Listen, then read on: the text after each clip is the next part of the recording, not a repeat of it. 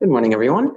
I would like to start by thanking the technical committee for giving me this opportunity to present my work regarding some of the sensors that we've been working on for precision farming applications.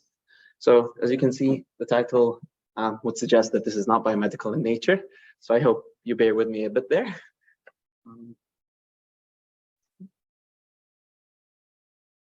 Perfect. So just so that everyone is in the same background, I'll start by just explaining a little bit as to what we're targeting exactly here. So plant being immotile organisms have developed through a millennia of evolution a variety of stress response pathways to all these stressors that they encounter in the environment. They can be broadly classified as biotic and abiotic stressors, depending on their origin. But what's nice about this is that the responses to these stressors are actually highly conserved across many species of higher plants, meaning that the same response that you will encounter in a model organism like Arabidopsis will also be the same in, let's say, something with more commercial importance like wheat or barley. So this stress response actually starts by elevation of small organic molecules, typically phenolic in nature, that we refer to as phytohormones or plant hormones. So upon the perception of stress, the levels of these molecules is dramatically elevated in the tissue in a short time span after stress perception. This is followed by phenotypical changes that allow the plant to modulate its growth to basically deal with the stress factor that is being imposed on it.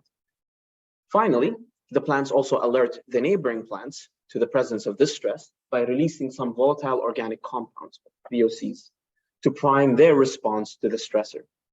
Now, a lot of interesting work in the context of precision farming and fundamental research has been done on studying these phenotypical changes and the VOC releases to kind of help for the early detection of these stress factors so that you can mitigate or remediate the conditions.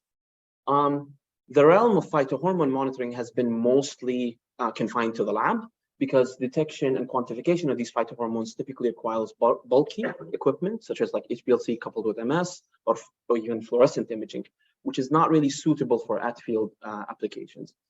Now, the other two approaches are nice, but they don't give you the early time window that you would need to confine the damage that has been done in the field, so to speak. So that's kind of where the niche that we kind of want to slot in. We want to help detect these phytohormones in situ in planta to allow for that to happen.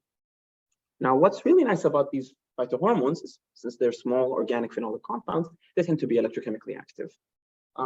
Specifically, one that has been associated with the onset of fungal and bacterial diseases is salicylic acid. And we know a lot about salicylic acid due to its pharmaceutical importance too. So we know that at a potential window of about 0.8 volts or above, you can actually electrochemically oxidize salicylic acid in more or less a neutral pH environment, which is something very relevant for the physiological environment of the tissue. Now, the problem is, how do you gain access to this hormone? This hormone is actually in the leaf, but it's in the mesophyll. The mesophyll is kind of the physiological center of activity of the plant. It is sheathed by a waxy sheath that basically insulates the interior from the exterior. So we started by thinking about this from the perspective of precision medicine. If you can take like a page of there and use just microneedles to minimally invasively get access to this layer, where you can actually get access to the mesophyll, where you can run all sort of tests. Now, it would be interesting just to rely on electrochemical oxidation of salicylic acid, but the problem here is that there's a cross-play of salicylic acid with the other pathways in the plant. So it's not a pure like disease-based response. You have other phytohormones playing a role in the background. Not all of them are electrochemically active. So the idea came about here, if we can also use bioimpedance conjointly with phytohormone detection to maybe classify some of these stress factors. So we relied on an existing fabrication method to fabricate our electrodes. So essentially they're inter-digitated electrodes with a gap of about 150 micron, decorated with microneedles. So we have 3 electrodes, a reference over here, and the working electrode and the counter. So we fabricate a master template using dip and laser lithography. We coat it with a conformal layer of Parylene just to anchor it onto our substrate and smooth out the surface. We emboss it onto PDMS. So then we have a negative cavity that we can pour into it a polyamide varnish, and we can cure it into the mold. Our working electrode is also mixed with a magnetic particle of neodymium iron boron to confer some magnetic properties to the working electrode so that we can selectively functionalize it. After that, we sputter our working and counter electrodes with platinum and our reference with silver. And then we finally functionalize our working electrode with a selective molecular imprinted polymer for salicylic acid. Okay. So to confirm that only our working electrode was actually selectively functionalized, we took some images. You can see like the color of the working electrode is slightly brown in the sheen, which indicates the coverage of the surface with the MIP, while the counter and reference remain shiny and silvery. This was also confirmed by some SEM images. You can see this is a needle from the working electrode completely coated, while the counter is more or less free of the MIPs. Okay, so we also performed some mechanical performance tests to confirm that our needles can actually withstand the mechanical force needed to penetrate into the cuticle, using a simple mechanical crash test, where we flatten out the needles with a flat mechanical bed. And we did this on 3 different compression rates, because we know that the viscoelastic properties of polyamide makes it dependent on the rate of compression. But generally speaking, our needles can withstand a loading force of about 1.4 to 2.6 newtons, which is more than the needed for the penetrating the cuticle, which happens around 0.8 newtons. We also previously conducted some tests with some cross-sectional X-ray imagings with our collaborators that show that the needles can actually penetrate about 144 microns of their shank length into the leaf. Okay, so a little bit about the MIPs that we have synthesized. So we chose methacrylic acid as our functional monomer due to its ability to form hydrogen bonds with salicylic acid.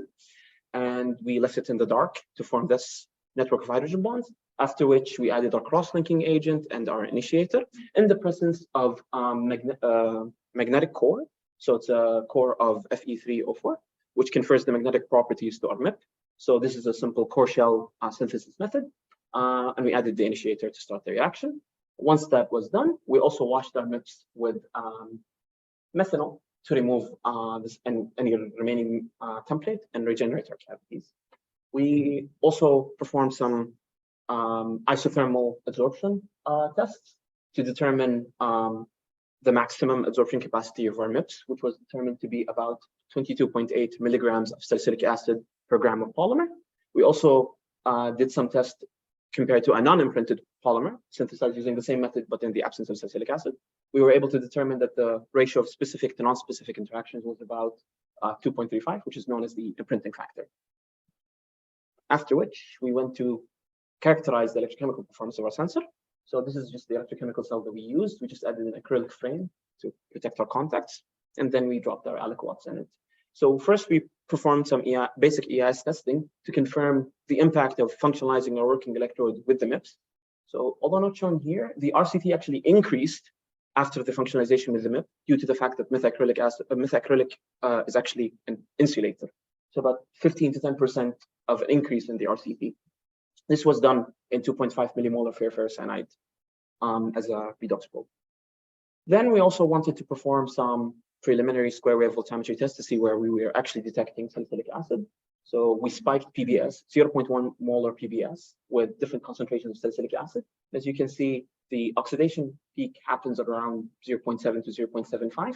There's a slight shift as you go higher in the concentration, and we believe this is due to dimerization of the salicylic acid in the solution.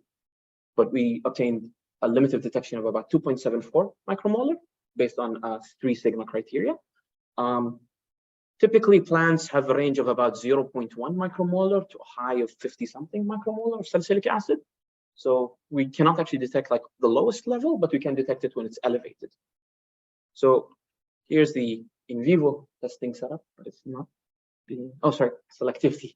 So we also performed some selectivity testing by running the same test in the presence of other phytohormones that are present, just to see if there's some interference.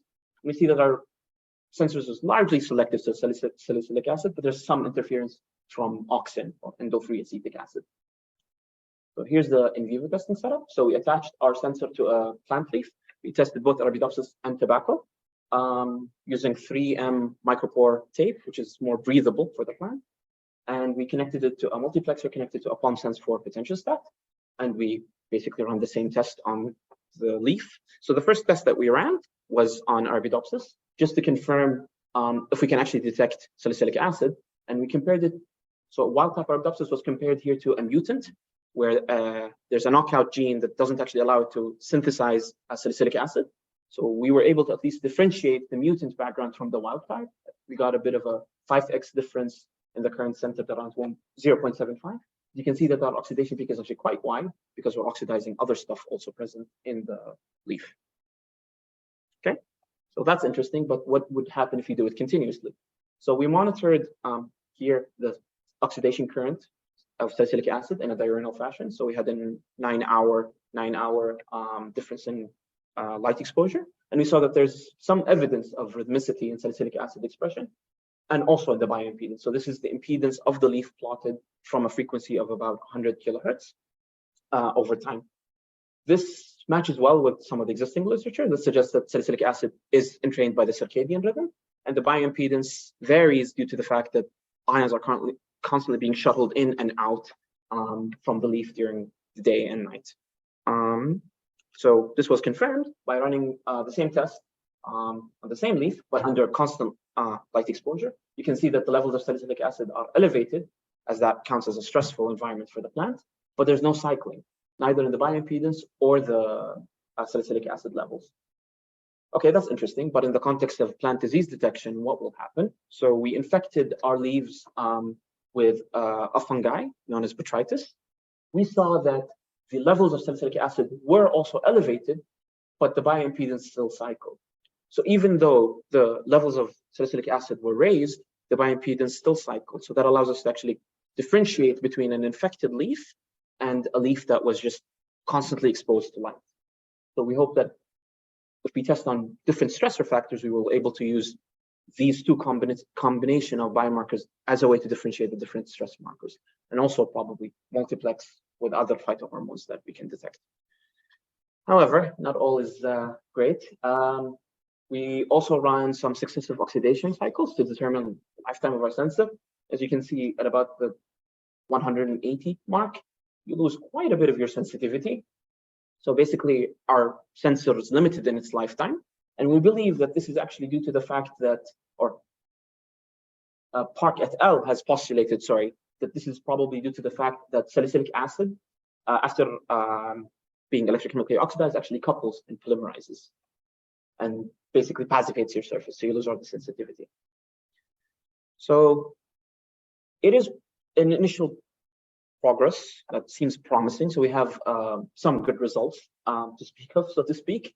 But however, we have significant limitations, mainly the electrochemical fouling and the fact that I haven't spoken about it here, but depending on the site of insertion and attachment of your sensor, you actually get different responses. So if it's in the midrib of the leaf versus the proximal side, you get different patterns. So you also need to account for that in future testing.